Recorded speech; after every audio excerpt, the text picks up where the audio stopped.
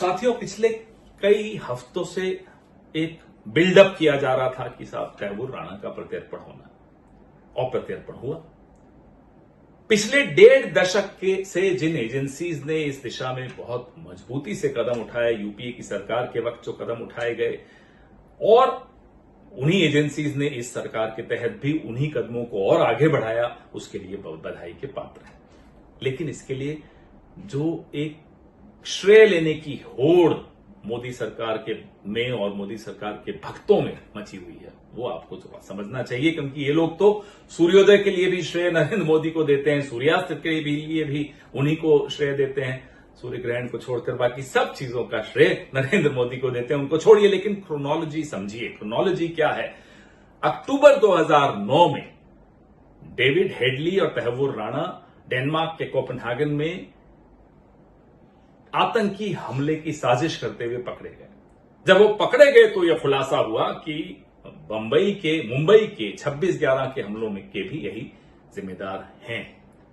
तत्पश्चात यूपीए की सरकार में एनआईए ने इन दोनों पर यूएपीए लगाया और आईपीसी की अनेक धाराएं लगाई और सार्क का एंटी टेररिज्म कन्वेंशन के तहत इन्हें आरोपी घोषित किया 26/11 का।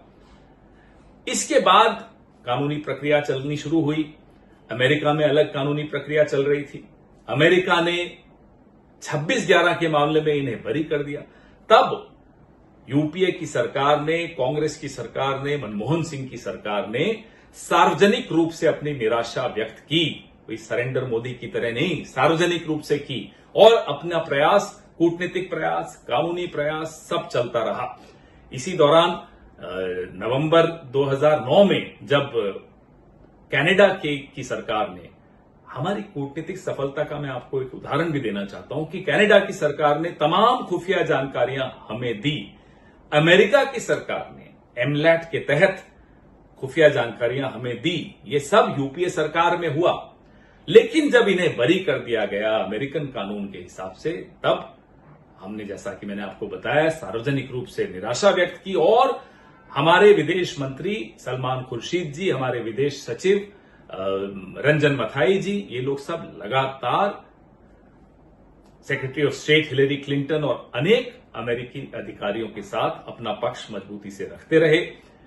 और उसके बाद जाकर हमारी, खैर सरकार चली गई वो अलग बात है, फिर जो नई सरकार आई उसके तहत भी एजेंसीज ने वही कदम, वही फाइल, वही मजबूत कागज जो यूपीए के वक्त इकट्ठे किए गए थे, उन्हीं को आगे बढ़ाया। उन्हीं कदमों को आगे बढ़ाते बढ़ाते आज इस स्थिति तक पहुंचे कि कानूनी प्रक्रिया खत्म होते होते प्रत्यर्पण आज संभव हो पाया। जो लोग इस प्रत्यर्पण का श्रेय नरेंद्र मोदी को देते हैं, उनसे मैं ये जानना चाहता हूं, पूछना चाहता हूं कि अगर एक व्यक्ति को श्रेय देना चाहते हैं तैमूर राणा के प्रत्यर्पण का, तो क्या दाऊद इब्राहिम का प्रत्यर्पण न हो पाना, डेविड हेडली का प्रत्यर्पण न हो पाना, मेहुल चोकसी का प्रत्यर्पण न हो पाना, विजय माल्या का प्रत्यर्पण न हो पाना, नीरव मोदी का प्रत्यर्पण न हो पाना, ये सब श्रेय किसको देते हैं मान्यवर?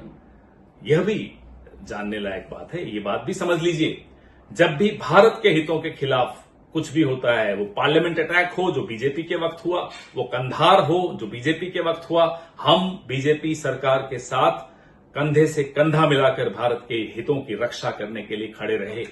भारत के हितों के आगे किसी एक व्यक्ति का, वो नरेंद्र मोदी हो, वो सरेंडर मोदी हो, कोई हो, मायने नहीं रखता। ये भारत की संप्रभुता का सवाल है, ये भारत की सुरक्षा का सवाल है। जय हिंद।